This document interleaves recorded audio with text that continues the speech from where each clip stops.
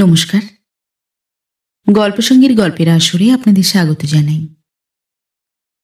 আজ আপনাদের পড়ে শোনাব সাহিত্যিক মণিলাল গঙ্গোপাধ্যায়ের লেখা গল্প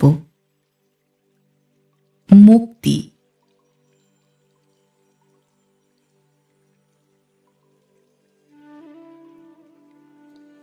আমি একটি সামান্য জীবনের ছেঁড়া এক টুকরা ইতিহাস বলিতে বসিয়াছি।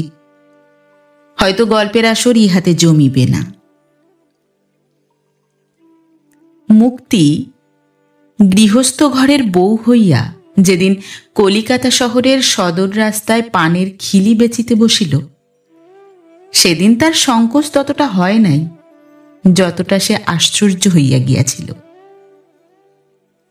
12 বৎসর বয়সে বিবাহিত হইয়া আসিয়া স্বামীর সহিত কলিকাতার একটা স্যাঁতসেঁতে গলির মধ্যে সেই যে প্রবেশ করিয়াছিল, তারপর 6 বৎসরের মধ্যে একটি বারও আর বাহির হইতে পায় নাই।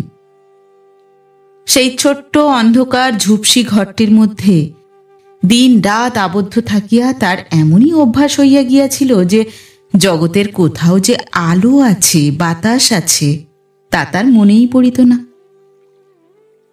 আজ হঠাৎ একেবারে এতটা আলোর মধ্যে আসিয়া পড়িয়া সে যেন দিশেহারা হইয়া গিয়াছিল। তার অন্ধকার অভ্যস্ত চোখ আলোর পানে সে ভালো করিয়া মেলিতেই পারিতেছিল না। এখন প্রশ্ন হইতে পারে, গৃহস্থ ঘরের অন্তঃপুরিকা হইয়া মুক্তির পক্ষে বাজারের পানওয়ালি হওয়া কেমন করিয়া সম্ভব হইল? অনেকে কথাটাকে হয়তো আজগুবি মনে করিবেন, কিন্তু তা নয়। আমার কথায় বিশ্বাস না হয় আমি সাক্ষী ডাকিতে রাজি আছি। মুক্তিকে কলিকাতা শহরের অনেকেই পান বেচিতে দেখিয়াছে। অত্যন্ত অনাদরে ও অবহেলায় মুক্তি মানুষ হইয়াছিল। এক গরিবের ঘরের মেয়ে। তার উপরে সে যখন খুব কচি, তখন তার মা মারা যায়। কাজেই আদর তার ভাগ্যে জোটে নাই। কচি মেয়ের দোহাই দিয়া মুক্তির বাপ আবার বিবাহ করিয়াছিল বটে, কিন্তু মেয়ের তাতে বিশেষ কিছু সুবিধা হয় নাই। কারণ সতীনের মেয়েকে ভালোবাসিতে পারে এতটা উদারতা মুক্তির সৎমায়ের ছিল না। মুক্তি ভয়ে ভয়েই দিন কাটাইত। যতদূর সম্ভব আপনাকে গোপন করিয়া চলিত। কারণ যেখানে যতটুকু সে সৎমায়ের চোখে পড়িত, সেইখানেই তার শাসন ছিল, আদর ছিল না।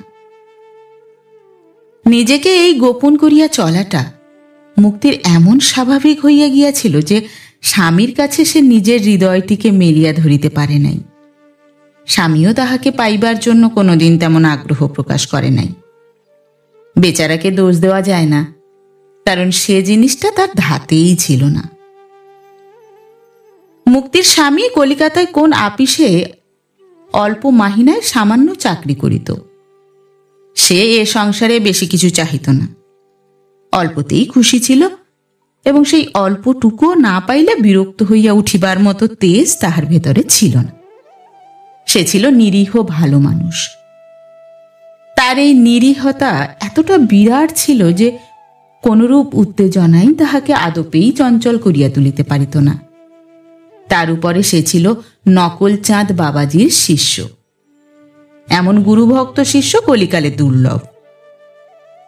সে চিত্ত স্থির করিবার জন্য গুরুর উপদেশে প্রতিদিন ঘন ঘন গঞ্জিকা সেবন করিত।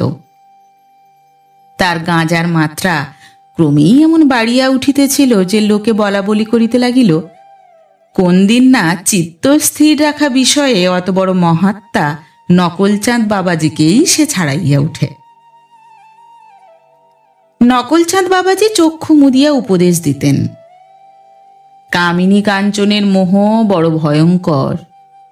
মাছ যেমন জালে আটকায় এবং তাহাতেই মরে, মানুষ তেমনি এই কামিনী কাঞ্চনের মায়া জালে পড়িয়া নরকে ডুবিয়া মরিতেছে। মুক্তির স্বামী গুরুর এই অমূল্য উপদেশ গদগদ চিত্তে জোড়হাত করিয়া বসিয়া শুনিত এবং তাহা পালন করিবার বিধিমতো চেষ্টা করিত। কাঞ্চন সম্বন্ধে সে একরূপ নিশ্চিন্ত ছিল। তার দায় বড় ছিল না, কারণ সে জিনিসটা আসিবার পথেই অন্তর্ধান করিত এবং অধিকাংশ সময়ই তার আসিবার বালাইও ছিল না। কিন্তু কামিনী তো তেমন নয়। সে যে দিনরাত্রি চোখের সামনে জাজ্বল্যমান হইয়া আছে। সেই মুক্তির স্বামী যতক্ষণ বাড়িতে থাকিত, চিত্ত স্থির রাখিবার মহৌষধ ভক্তি ভরে সেবন করিত। সে মনে মনে তারিফ করিত, কি আশ্চর্য দ্রব্যগুণ! মানুষের এত বড় শত্রু যে কামিনী, তাও এই দ্রব্যগুণে এক মুহূর্তে চোখের সামনে হইতে সাপ পরিষ্কার হইয়া যায়, তার চিহ্ন মাত্রও থাকে না। এমন সুলভ জিনিস থাকিতে মানুষ কেন যে সংসারের পাকে ডুবিয়া মরে, সে ভাবিয়া পাইত না। এ কি সামান্য কথা? যোগ সাধনের চরম অবস্থা যে সমাধি, তাহাই এই দ্রব্যগুণে মুহূর্তের মধ্যে করায়ত্ত হয়। কোনো সাড়া নাই, শব্দ নাই। এত বড় জগৎখানাই কোথায় তলাইয়া যায়। ভাগ্যে সে নকলচাঁদ বাবাজিকে পাইয়াছিল, তাই তো এ যাত্রা রক্ষা পাইয়া গেল, নয়তো তার কি দুর্দশাই হইত। সে ভাবিত, মানুষগুলো কি বোকা! এমন সাধু মহাত্মা জলজ্যান্ত থাকিতে লোকে কিনা হা অন্ন হা বস্ত্র করিয়া কাঁদিয়া মরে। নকলচাঁদ বাবাজির পায়ে আসিয়া পড়িলেই তো সব গোল চুকিয়া যায়। এইসব কথা ভাবিতে ভাবিতে তার মন যখন বিশ্ব সংসারের মানব জাতির দুর্দশায় কাতর হইয়া উঠিত, সে তখন দুর্ভোগ্যে ছাই বলিয়া বেশি করিয়া চিত্ত স্থির করিবার আয়োজনে বসিয়া যাইত। এমনিতর ছায়ার মানুষ লইয়া মুক্তিকে ঘর করিতে হইত। স্বামীর যে একটা অস্তিত্ব আছে, তাহা সে অনুভব করিবারই সুযোগ পাইত না। স্বামীর আদর তো ছিলই না, অত্যাচারটাও যদি থাকিত, তা হইলেও না হয় সেই অত্যাচারের আঘাতে স্বামীর একটা ছাপ তার উপরে পরিবার অবসর পাইত। কিন্তু যেখানে কেবল অবহেলা, সেখানে মানুষের সঙ্গে মানুষের কোনো সম্বন্ধই জমিয়া উঠিতে পায় না। তাছাড়া মুক্তি ছিল একলা ঘরের একলা মানুষ, আর 5 জনকে লইয়া যে তার হৃদয়ের ছন্দ উঠিবে পড়িবে, তারও জো ছিল না। কাজেই সে আপনার মধ্যে আপনি এতটা সংকুচিত হইয়া পড়িয়া থাকিত যে তার সেই দুঃখী ঘরের আসবাবহীন ফাঁকা জায়গাও সে বেশি করিয়া জুড়িতে পারিত না। দিনের পর দিন কাটিয়া যাইত। প্রতিদিনের কর্তব্যগুলি সে একটির পর একটি করিয়া সারিয়া রাখিত। তাহাতে তার আনন্দও ছিল না, দুঃখও ছিল না। সে যেন কলের পুতুলের মতন চলিয়া ফিরিয়া বেড়াইত। হঠাৎ একদিন একটি সামান্য মানুষের হৃদয় তার লাভ হইয়া গেল। সে বামার মা। সে ছিল ঠিকাদাসী। যে দুঃখী পাড়ায় মুক্তিরা থাকিত, এই বামার মা ছিল সেই পাড়ার একমাত্র দাসী। সে সকাল বিকাল দুবেলা সদর রাস্তার ধারে বসিয়া পান বেচিত। দুপুরবেলা ঝড়ের মতো পাড়ার মধ্যে আসিয়া ঘরে ঘরে নির্দিষ্ট মতো কাজ করিয়া দিয়া চলিয়া যাইত। কেউ যদি একটুখানি অতিরিক্ত ফরমাস করিত তো অমনি গর্জন করিয়া উঠিত। তার সেই মার মূর্তি দেখিয়া কেউ আর দ্বিরুক্তি করিবার সাহস পাইত না। বামার মার সঙ্গে পাড়ার কারুরই আর কোনো সম্পর্ক ছিল না, এক কাজের সম্পর্ক ছাড়া। কাজ সারা হইলেই সে ছুটিয়া পলাইত, কাহারো পানে ফিরিয়া তাকাইত না। দুদণ্ড দাঁড়াইয়া কথা কহিবার অবসর পর্যন্ত তার ছিল না। কাজেই বহুদিন ধরিয়া মুক্তির নিঃসঙ্গ জীবনের উপর বামার মাও নিজের ছায়াটুকু পর্যন্ত ফেলিতে পারে নাই। কিন্তু একদিন সে ধরা পড়িয়া গেল। মুক্তির জ্বর হইয়াছিল, সে একলাটি পড়িয়াছিল। সেদিন তার স্বামীর ছুটির দিন, কিন্তু গুরুজির আড্ডায় ভারী এক মোচ্ছক। কাজেই সে তাড়াতাড়ি চলিয়া গিয়াছিল। মুক্তির দিকে ফিরিয়া তাকাইবার সময় হয় নাই। তারপর 2 দিন একেবারে অদৃশ্য। উৎসবের উল্লাসে বাবাজির শিষ্যেরা এতটা চিত্ত স্থির করিয়া ফেলিয়াছেন যে তাহা দেখিয়া আশেপাশের লোকেদের চক্ষু স্থির হইবার উপক্রম হইয়াছিল। দুদিন মাটি ছাড়িয়া উঠিবার সামর্থ্য কাহারও ছিল না। মুক্তি অন্ধকার ঘরের মধ্যে মলিন বিছানায় একা চুপটি করিয়া পড়িয়াছিল। তৃষ্ণায় তার ছাতি ফাটিয়া যাইতেছিল, কিন্তু উঠিয়া জল খাইবে এমন শক্তি ছিল না। সে নীরবে শুষ্ক কণ্ঠ ও শুষ্ক আঁখি পল্লব তুলিয়া উপর দিকে ফ্যালফ্যাল করিয়া চাহিয়াছিল। বামার মা কাজ করিতে আসিয়া অনেক ডাকাডাকির পর যখন কোনো সাড়া পাইল না, তখন ঘরের মধ্যে প্রবেশ করিল।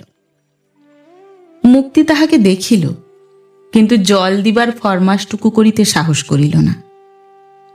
নিজের প্রয়োজন মিটাইবার জন্য কাহারও নিকট কিছু চাহিবার অধিকার যে আছে, এমন কথাও সে ভাবিতে পারিত না। সে হয়তো মৃত্যুকাল পর্যন্ত জল না চাহিয়া চুপ করিয়া থাকিত, কিন্তু বামার মার একটি ব্যবহারে সে একটু সাহস পাইল। বামার মা মুক্তির শিয়রের কাছে দাঁড়াইয়া বলিল, ও মা, অসুখ করেছে বুঝি? বলিয়াই সে তাড়াতাড়ি নিজের ভেজা হাতখানা খপ করিয়া আঁচলে মুছিয়া মুক্তির কপালের উপর পাতিয়া দিল। মুক্তির বোধ হইল সেই স্পর্শটিতে তার সমস্ত দেহটি যেন জুড়াইয়া গেল। কি স্নিগ্ধ শীতল স্পর্শ! মুক্তি অনেকক্ষণ ধরিয়া চোখ বুজিয়া রহিল। তার মনে হইতে লাগিল, এই স্পর্শের মধ্য দিয়া সে এমন একটি জিনিস পাইল যাহার স্বাদ সে জীবনে কখনো পায় নাই। বামার মা হাত তুলিয়া লইবার পরেও অনেকক্ষণ মুক্তির কপালের উপর সেই স্নিগ্ধ স্পর্শটুকু লেপিয়া রহিল।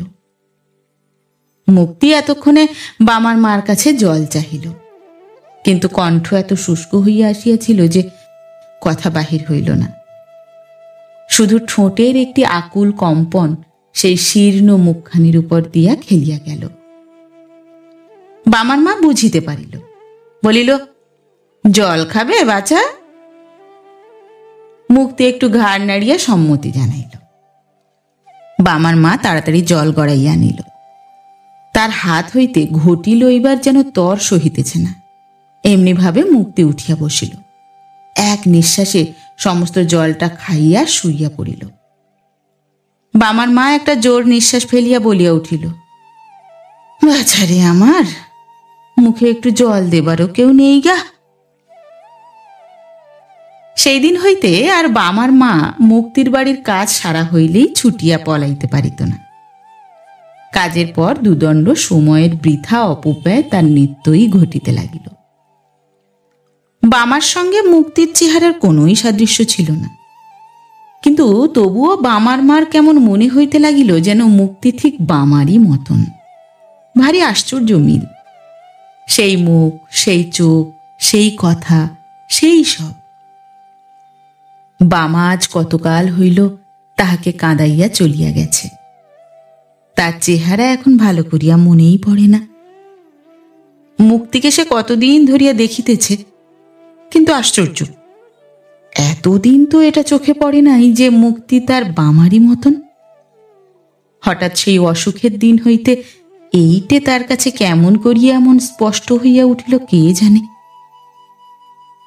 প্রথম প্রথম পরস্পরের চেহারার মধ্যে যে একটু আধটু অনৈক্যের রেখা দেখা দিত, তাহাও ক্রমে মুছিয়া যাইতে লাগিল। মুক্তিকে যতই দেখে বামার মার ততই মনে হয়, বামা তো আমার এত বড়টাই গো, এমনই তো। এমনই করিয়া ভাবিতে ভাবিতে বামা যে তার নাই, এ কথা বামার মা ভুলিয়া যাইতে বসিল। বামার মাকে পাইয়া মুক্তির হৃদয় কুঁড়িটি একটু একটু করিয়া বিকশিত হইয়া উঠিতে লাগিল, এবং তারই সৌরভ তার অন্তরের অলিগলির ভিতর ঘুরিয়া ঘুরিয়া তার সমস্তটাকে জাগাইয়া তুলিতে লাগিল। বামার মার কাছে মুক্তির এখন আর কোনো সংকোচ নাই। সে যা খুশি তাই আবদার করে। কাজের সময় বহিয়া গেলেও তার আঁচল টানিয়া বসাইয়া রাখে। দেরি করিয়া আসিলে রাগ করে এবং চলিয়া যাইতে চাহিলে অভিমান করে। বামার মাও মুক্তির কাছে একেবারে বাঁধা পড়িয়া গিয়াছিল। সে যে মুক্তিকে লইয়া কি করিবে খুঁজিয়া পাইত না। তার কেবলই ইচ্ছা হইত মুক্তিকে তার বুকের ভিতরে করিয়া রাখে। তার নিজের সেই সামান্য সমস্তটুকু উপুর করিয়া দিয়াও তার তৃপ্তি হইতেছিল না। সে আরও দিতে চাহিত, আরও দিতে চাহিত।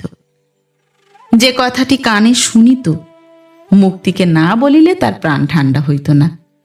যে জিনিসটি চোখে লাগিত, সেটি মুক্তির জন্য না আনিতে পারিলে ভারী দুঃখ থাকিয়া যাইত। হারানো ধন ফিরিয়া পাইলে তার যত্ন বাড়ে।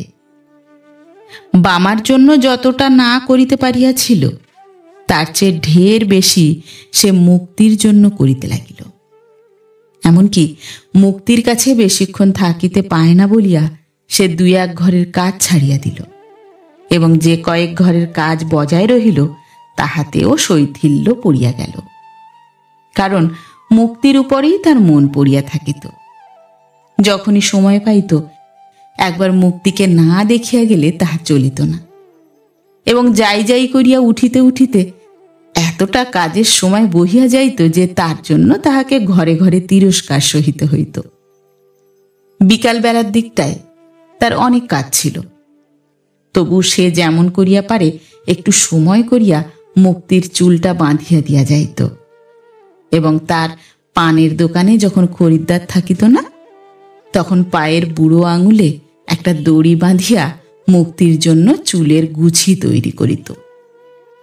তাহাতে সময় সময় এমন তন্ময় হইয়া থাকিত যে খরিদ্দার হাঁকাহাঁকি করিলে তবে চমক ভাঙিত। মুক্তির উপর বামার মার ভালোবাসার অত্যাচারও ছিল। সে চুল বাঁধিবার সময় মুক্তির মাথায় এতটা তেল জ্যাবজ্যাবে করিয়া দিত, এতটা নিচে অবধি পেটও পাড়িয়া দিত, চুলের গোড়া এতটা শক্ত করিয়া বাঁধিত যে ইহার কোনোটাই সুখের ছিল না। কিন্তু এইগুলাই মুক্তির বিশেষ করিয়া ভালো লাগিত। চুল ভালো থাকিবে বলিয়া বামার মা যখন চুলের গোড়া কড়কড়ে করিয়া বাঁধিয়া দিত, তখন মুক্তির সমস্ত মাথাটা টনটন করিয়া উঠিত, সন্দেহ নাই, কিন্তু সেইটাতেই সে আনন্দ বোধ করিত। এবং এইরূপ আনন্দের প্রতি একটা লোভ মুক্তির মনে দিন দিন বাড়িয়া উঠিতেছিল। সন্ধ্যাবেলাটি ভারী চমৎকার কাটিত। বামার মা অনেক রূপ কথা জানে। মুক্তি প্রতিদিন সন্ধ্যাবেলা তার কাছে বসিয়া সেই সকল কথা শুনিত। স্বপ্নপুরীর সেই সব কাহিনী সন্ধ্যার আবছায়ার উপরে একটা নূতন জগৎ সৃষ্টি করিয়া তুলিত। সেখানকার ভয়, ভাবনা, আশা, ভালোবাসা মুক্তির হৃদয়টাকে লইয়া দোলের পর দোল খাওয়াইতে থাকিত। নানা বিপদের পর পক্ষীরাজ ঘোড়ায় করিয়া তরুণ রাজকুমার তার প্রিয়তমা রাজকুমারীকে লইয়া পলাইতেছে। পক্ষীরাজের উদ্দাম গতিতে ভীত রাজকুমারী 2 বাহু দিয়া রাজপুত্রের কণ্ঠ আলিঙ্গন করিয়া ধরিয়াছে। এইসব কথা যখন শুনিত, তখন মুক্তি তাহাতে এমনই ডুবিয়া যাইত যে তার মনে হইত যেন সে নিজেই সেই রাজকুমারী। তার কল্পনার রাজকুমারের কণ্ঠ আলিঙ্গন করিতে গিয়া তার বুক দূর দূর করিতে থাকিত। আবার রাজকুমারী যখন রাজকুমারের বিরহে বনে বনে কাঁদিয়া কাঁদিয়া ফিরিতেছে, তখন সেই রাজকুমারীর কান্না মুক্তির বুকের ভেতর হইতে আপনি গুমরিয়া উঠিত। তারপর সব শেষে মিলনের দিনে রাজপুত্র রথে করিয়া আসিয়া যখন বলিত, রাজকুমারী এসো, তখন মুক্তির হৃদয় আগে ভাগে সেই রাজপুত্রের রথের উপরে উঠিয়া বসিয়া থাকিত। মুক্তি যখন একলাটি থাকিত, এই সমস্ত কাহিনী মনের পৃষ্ঠা হইতে উল্টাইয়া পাল্টাইয়া বার বার করিয়া পড়িত। এর নূতনত্ব কিছুতেই ঘুচিত না। এমনি করিয়া সুখে দুঃখে মুক্তির দিন একরকম কাটিতেছিল। কিন্তু হঠাৎ এমন একটা ঘটনা ঘটিল যাহাতে সব ওলটপালট হইয়া গেল। গেঁয়ো যোগী ভিক পায় না, এই প্রবাদটা যখন নকলচাঁদ বাবাজিকেও বাদ দিল না, তখন বাবাজির বড় বিপদ হইল। প্রতিদিন তার আয় কমিতেছিল। শেষে এমন হইল যে যেসব ভক্তেরা রোজ কেবল প্রসাদটুকু পাইয়া কৃতার্থ হইবার জন্য আসিত, তাদেরও গাঁজার বরাদ্দের উপর টান পড়িল। চিত্ত আর তেমন স্থির হইতেছে না, ভজন সাধনের ব্যাঘাত হইতেছে। এই বলিয়া ভক্তেরা দলে দলে অন্য মহাপুরুষের সন্ধানে বাহির হইয়া পড়িতে লাগিল। নূতন খরিদ্দারও জোটে না, পুরাতন খরিদ্দারও ভাঙিয়া যাইতেছে। এমন করিয়া আর কদিন চলে? কাজেই নকলচাঁদ বাবাজি জাল গুটাইবার আয়োজন করিতে লাগিলেন। মুক্তির স্বামী কিন্তু শেষ পর্যন্ত ছিল। সে বাবাজির পা কিছুতেই ছাড়ে নাই। চিত্ত স্থির হইবার ব্যাঘাত ঘটিতেছে বলিয়া তারও মনটা খুঁতখুত করিত বটে, কিন্তু বাবাজিকে ছাড়িয়া যাইতে মন সরিত না। ইহকাল তো কিছুই নয়, পরকালের জন্যই তো ভাবনা। সেই জন্য এই পরকালের গতি সম্বন্ধে তার ভারী একটা লোভ ছিল। সে ভাবিত, বাবাজির কৃপায় যখন স্বর্গের অর্ধেক পথ পর্যন্ত পৌঁছিয়াছি, তখন শেষ পর্যন্ত যাইতেই হইবে, বাবাজিকে ছাড়া নয়। বাবাজিরও তাহাকে না হইলে চলিত না। সে বাজার হইতে ঘি আটা আনিয়া দেয়, ধুনিরা আগুন জ্বালে, ফাই ফরমাসটা খাটে, সকাল সন্ধ্যা পদসেবাটাও বেশ করে। এইসব আরাম বাবাজি অনেকদিন হইতে ভোগ করিয়া আসিতেছে। চট করিয়া তাহা ত্যাগ করা তার পক্ষে শক্ত হইয়া উঠিয়াছিল। কাজেই এই চেলাটি যাহাতে হাতছাড়া না হয় সেদিকে তার বিশেষ দৃষ্টি ছিল। সে একদিন এই ভক্তটির কাঁধের উপর বার 2-3 থাপ্পড় দিয়া বলিল, বাচ্চা, আমি দেখছি তোরই ভিতর খাঁটি চিজ আছে। ভণ্ড যারা, তারা সব ভেগেছে। এখন চল, তোর উপায় করে দি। মুক্তির স্বামী গুরুজির এই কথায় একেবারে গদগদ হইয়া গেল। সে তো আগে হইতেই জানিত যে মহাপুরুষেরা কঠোর পরীক্ষার পর তবে স্বর্গে যাইবার গুপ্ত পথের সন্ধানটি ফাঁস করেন। সেই জন্যেই তো সে এমন করিয়া এতদিন বাবাজির পা ধরিয়া পড়িয়াছিল। এখন এই মহা কঠোর পরীক্ষায় উত্তীর্ণ হইতে পারিয়াছে মনে করিয়া তার গর্ব হইতেছিল। গুরুজির কৃপা হইয়াছে, এই আনন্দে সে অনেকক্ষণ ধরিয়া মাটিতে পড়িয়া 2 হাত দিয়া গুরুজির পা জড়াইয়া রহিল। তারপর একদিন গাময় ভস্য মাখিয়া গুরুদেবের তল্পি তল্পা ঘাড়ে করিয়া সে গুরুজির পিছন পিছন কলিকাতা হইতে বাহির হইয়া পড়িল। মুক্তির কথাটা হঠাৎ একবার মনে হইয়াছিল, কিন্তু সে যে তার ধর্মপথের প্রতিবন্ধক, মুক্তিলাভের অন্তরায়। এই জন্য তার কথাটা মন হইতে ঝাড়িয়া ফেলিবার চেষ্টায় তৎক্ষণাৎ গাঁজার কলিকায় কষিয়া একটা দম দিতে বসিয়া গেল। যাইবার খবর মুক্তির কাছে নিজে দিতে গেলে পাছে কোনো ফ্যাসাদে জড়াইয়া পড়ে, সেই ভয়ে সে যাইবার সময় মুক্তির সহিত দেখা করিতে গেল না। একটা উড়ো লোক দিয়া খবরটা পাঠাইয়া দিল। মুক্তির স্বামী আছে, বামার মা শুধু এইটুকুই জানিত। এ পর্যন্ত তার সহিত কোনো পরিচয় হয় নাই।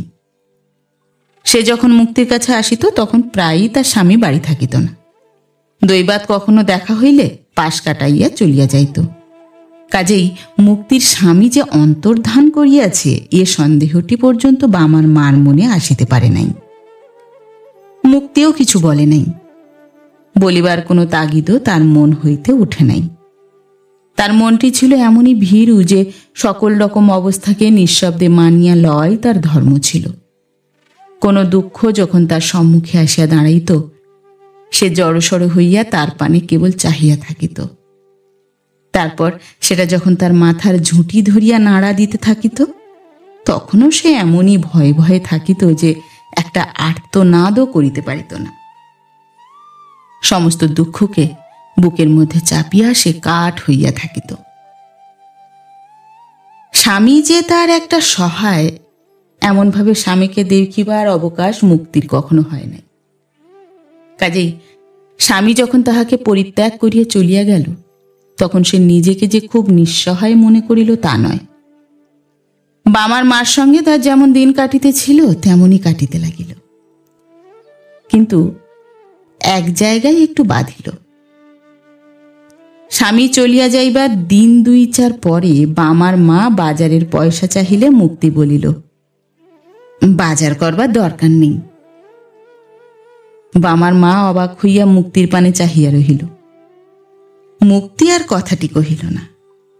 তার বলিবার কথা সমস্ত যেন ওইখানেই শেষ হইয়া গেছে। পয়সা নাই তাই বাজার হইবে না, এর আগে কিংবা এর পরে যে কোনো কথা আছে তাহা তার মন ভাবিতেই ছিল না। বামার মা কিন্তু এত সহজে ব্যাপারটা উড়াইয়া দিতে পারিল না। সে প্রশ্নের পর প্রশ্ন করিয়া আসল কথাটা জানিয়া লইল। কিন্তু বামার মার মনে কেমন একটা খটকা লাগিতেছিল। খামোকা একটা মানুষ নিজের স্ত্রীকে এমন করিয়া ফেলিয়া পালায় কেন? তাই সে বারবার মুক্তিকে প্রশ্ন করিতে লাগিল, বল না, কিছু ঝগড়াঝাটি হয়েছে বুঝি? মুক্তি যতই বলে না, বামার মা কিছুতেই সে কথা কানে তুলিতে চাহে না। সে চাহিতেছিল মুক্তি বলুক হ্যাঁ, নইলে সে যে নিশ্চিন্ত হইতে পারিতেছিল না। তারপর দিনের পর দিন চলিয়া গেলে বামার মার আপনা হইতেই যখন দৃঢ় বিশ্বাস হইল যে মানুষ ঝগড়া করিয়া কখনো এতদিন ঘর ছাড়িয়া থাকে না, তখন সে একটা দীর্ঘ নিঃশ্বাস ফেলিয়া মুক্তির পাশে চুপ করিয়া বসিয়া পড়িল। সে সময়ে তার নিজের জীবনের কথাই মনে পড়িতেছিল। সে যে ভুক্তভোগী, তার বামাকে বুকে ধরিয়া সে যেদিন একা নিঃসহায় অবস্থায় পথে আসিয়া দাঁড়াইয়াছিল, সেদিনকার কথা তার মনে পড়িতে লাগিল। সে কি ভীষণ অসহায়তা, কোনো দিকে যেন কুল নাই। আজ যে মুক্তিরও সেই অবস্থা। এই কথা মনে করিয়া তার বুক কাঁপিয়া উঠিল। একটা মিথ্যা সন্দেহে তার স্বামী যখন তাহাকে দূর করিয়া দিয়াছিল, তখন স্বামীর উপর সে তেমন করিয়া রাগ করিতে পারে নাই। হাজার হোক, স্বামী তো বটে। সেদিন সে স্বামীকে ধিক্কার দেয় নাই, নিজের অদৃষ্টকেই ধিক্কার দিয়াছিল। কিন্তু আজ মুক্তির এই অবস্থা দেখিয়া সে পৃথিবীর সমস্ত স্বামীর উপরে হাড়ে হাড়ে চটিয়া গেল এবং তাহাদের সকলকার মুখাগ্নির ব্যবস্থা করিল। বিবাহ হইয়া গেলে মুক্তির বাপের বাড়ি হইতে কেউ আর তার কোনো খবর লয় নাই। মুক্তির সৎমা নূতন সংসার বেশ করিয়া জমাইয়া বসিয়াছিল। নিজের ছেলে মেয়েদের লইয়া সে সমস্ত সংসারটা এমন করিয়া জুড়িয়া বসিয়াছিল যে মুক্তির জন্য এতটুকু স্থান পড়িয়া থাকে নাই। তার উপরে অনটনের সংসার, যাহাকে বাহিরে ঠেলিয়া রাখা যায় এমন লোককে ডাকিয়া নিজের ভাতের ভাগ দেবার মতো উদারতা সাধু সমাজেই দুর্লভ। মুক্তির সৎমা তো কোন ছাড়। বাপের বাড়ির দিকে মুক্তির কোনো টান ছিল না। সেখানে তার এমন কিছুই ছিল না যাহাকে সে আপনার বলিতে পারে। সেই জন্য বামার মা যখন সেখানকার কথা তুলিল, তখন মুক্তি অবলীলা ক্রমে বলিয়া ফেলিল, সেখানে আমার কেউ নেই বামার মা। বাপের বাড়ির কথা উঠিতেই মুক্তির ব্যাকুল হাতখানা বামার মার আঁচলটা জোর মুঠিতে আঁকড়াইয়া ধরিল। মুক্তির ঘরে সঞ্চয় ছিল না, গায়ে অলঙ্কারও ছিল না। এ অতি নাম রক্ষা করিবার জন্য হাতে 2 গাছি পিতলের চুড়ি ছিল মাত্র। বামার মারও যে আয় ছিল, তাতে তার একলার পেটটি কষ্টে চলিত। তার উপর ইদানিং মুক্তির জন্য তাহাকে আয়ের পথ সংকীর্ণ করিয়া আনিতে হইয়াছিল। কাজেই তার একার উপর নির্ভর করিয়া দুজনের দিন চলা ভার হইয়া উঠিল। বামার মা মনে মনে বলিত, আমি তো অনেক উপবাস করিয়াছি, উপবাস আমার খুব গা সহা। এই বলিয়া সে মাঝে মাঝে উপবাস দিতে লাগিল। মুক্তি জিজ্ঞাসা করিলে বলিত, আজ যে মা অন্ন খেতে নেই। তারপর হঠাৎ একদিন মুক্তি আবিষ্কার করিল যে পাঁজিতে যেদিন উপবাসের বিধান নাই, সেদিনও বামার মা উপোস করিয়াছে। তখন সে ভারী আপত্তি করিতে লাগিল। সে বলিল, তুমি যদি অমন করে উপোস করো তাহলে আমিও তোমার সঙ্গে উপোস করব। বামার মা জিভ কাটিয়া বলিল, ও মা, সে কি হয়? তুমি হলে ইয়েও স্ত্রী, আমার যে উপোস করা দরকার মা, তাতে শরীর ভালো থাকে। বুড়ো মানুষ বেশি খেলে গতর মাটি হবে।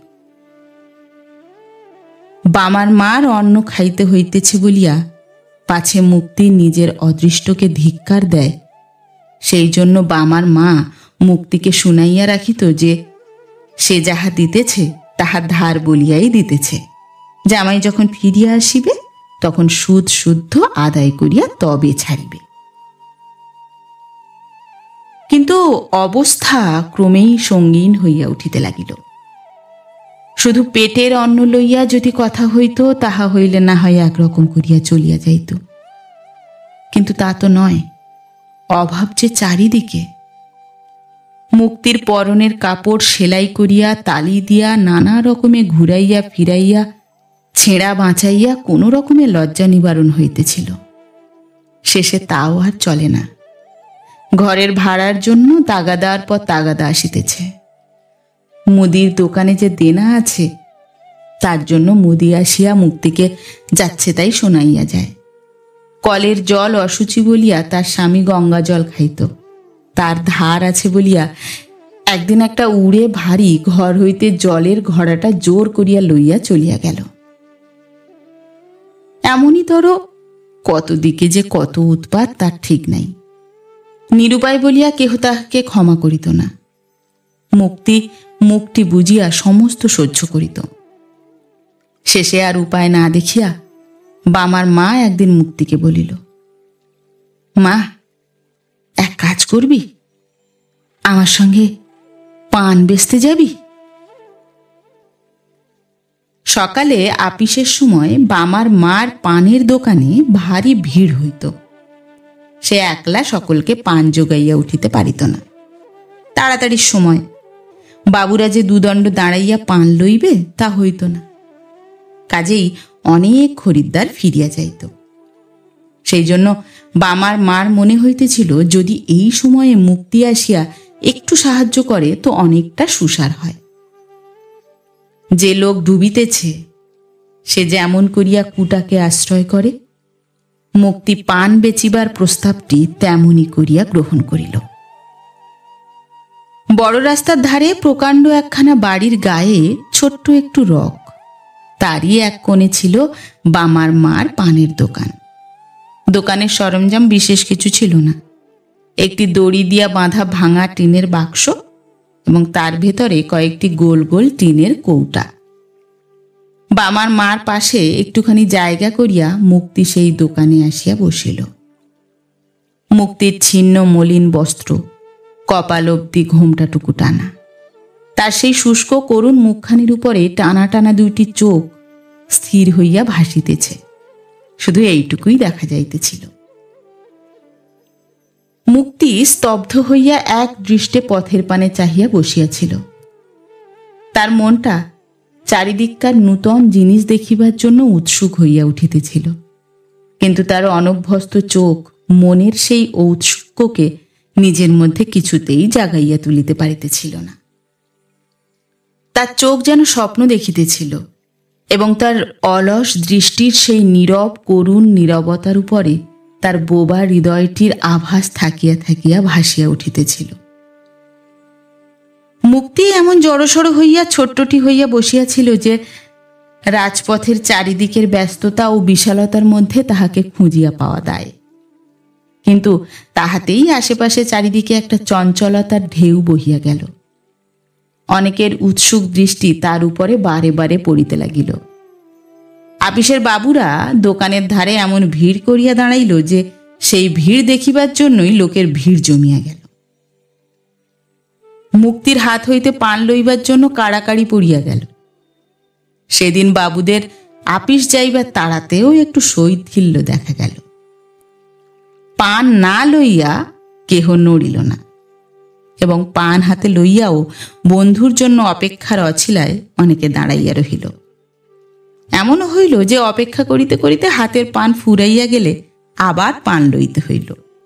তাহাতে সময়ের এবং অর্থের যে অপব্যয় হইল তার জন্য তাহাদের এতটুকু ক্ষোভ প্রকাশ করিতে দেখা গেল না। মুক্তি এত জনসমাগমে একটু থতমত খাইয়া গিয়াছিল বটে, কিন্তু সে ঘুণাক্ষরেও বুঝিতে পারে নাই যে তারই জন্য এই কাণ্ড। সে ভাবিতেছিল বুঝি এমনই ধারাই রোজ হয়। দোকানের সম্মুখে দাঁড়াইয়া খরিদ্দাররা নানা রূপ জল্পনা করিতেছিল। মুক্তির কানে তার গুঞ্জন ধ্বনি প্রবেশ করিতেছিল। সে মুখ নিচু করিয়া পান সাজিয়া যাইতেছিল। হঠাৎ একটা উচ্চ কণ্ঠের হাসি ও কথার শব্দে সে চমকিয়া উঠিয়া তার সেই টানা টানা অস্ফুট চোখ তুলিয়া ফ্যাল ফ্যাল করিয়া চাহিতেছিল।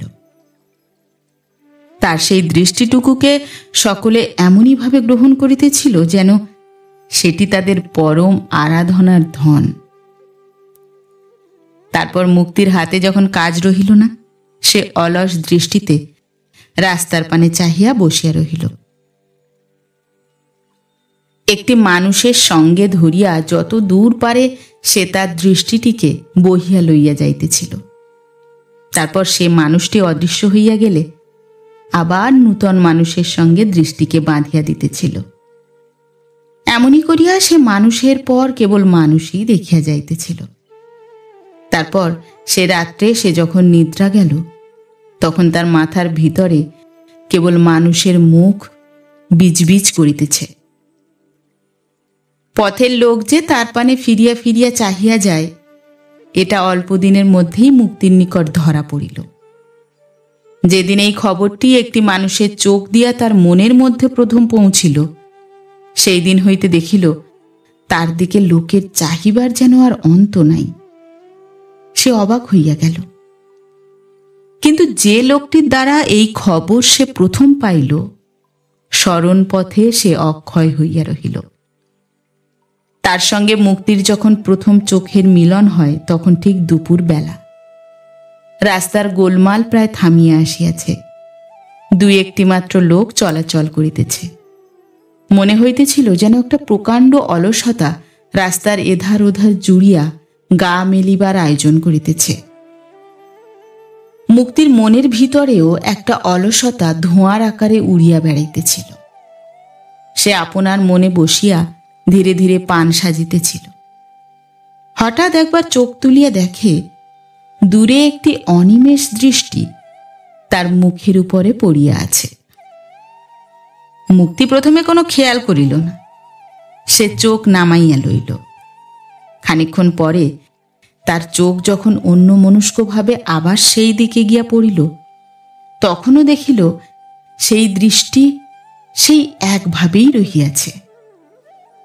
তার মনে হইতে লাগিল যেন এই দৃষ্টিটি কত দূর হইতে কত দিন ধরিয়া তারই উদ্দেশ্যে যাত্রা করিয়া আজ এইমাত্র তার হৃদয়ের তীরে আসিয়া পৌঁছিয়াছে।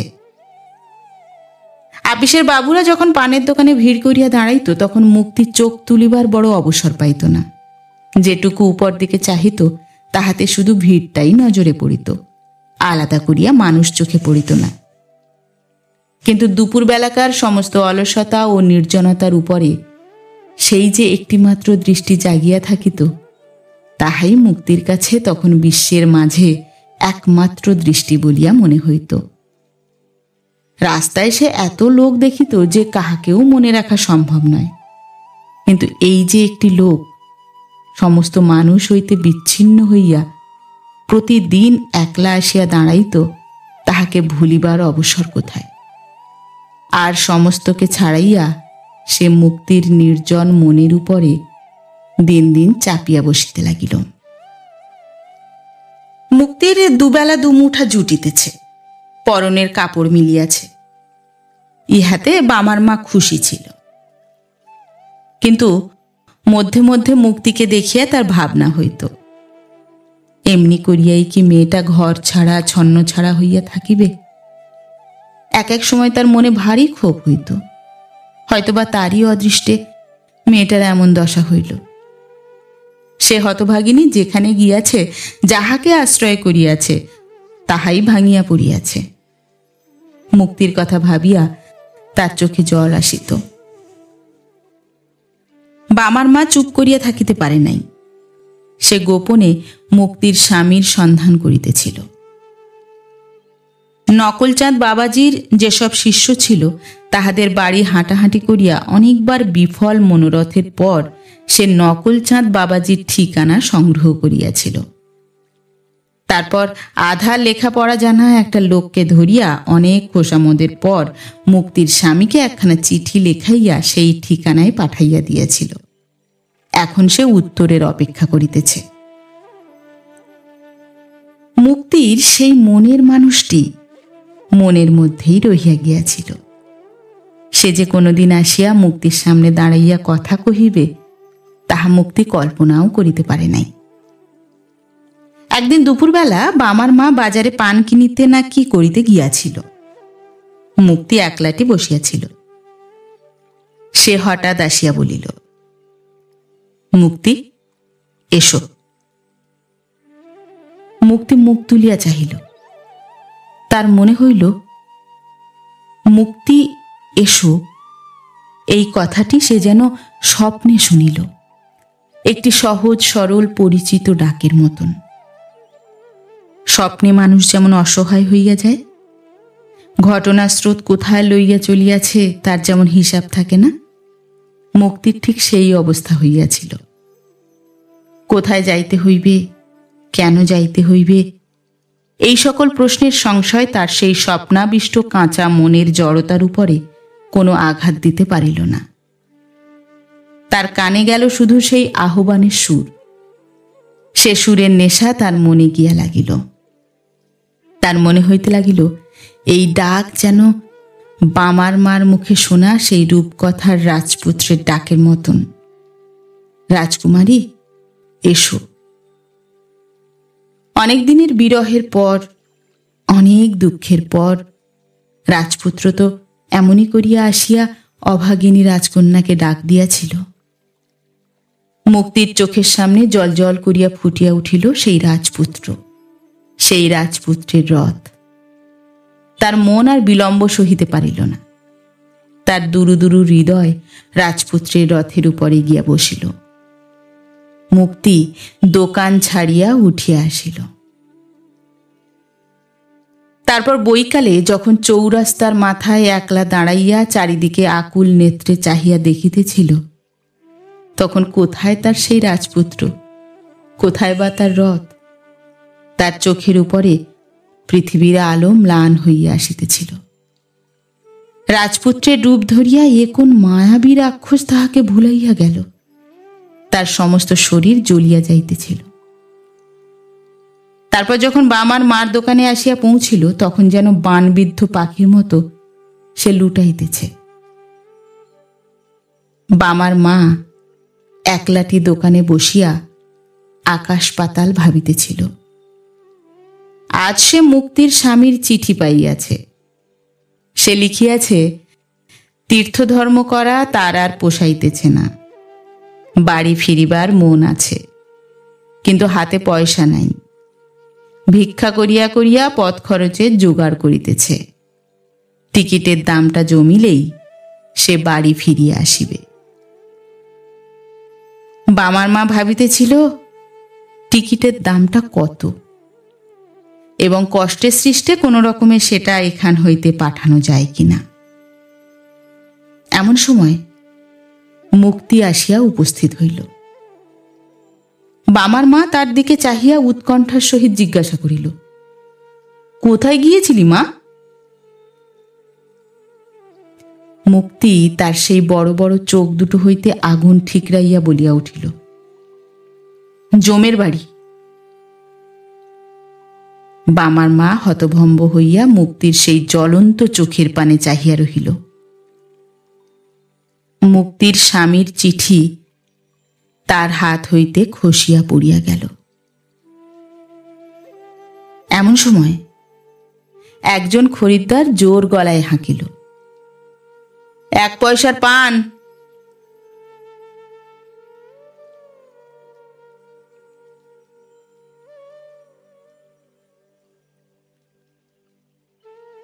নমস্কার। নতুন একটি গল্প নিয়ে খুব শিগগির ফিরে আসছি। ততক্ষণ সবাই ভালো থাকবেন, সুস্থ থাকবেন। গল্প পাঠ কেমন লাগলো অবশ্যই কমেন্ট করে জানাবেন এবং ভিন্ন ভিন্ন স্বাদের অডিও স্টোরি শোনার জন্য অবশ্যই চ্যানেলটি সাবস্ক্রাইব করবেন।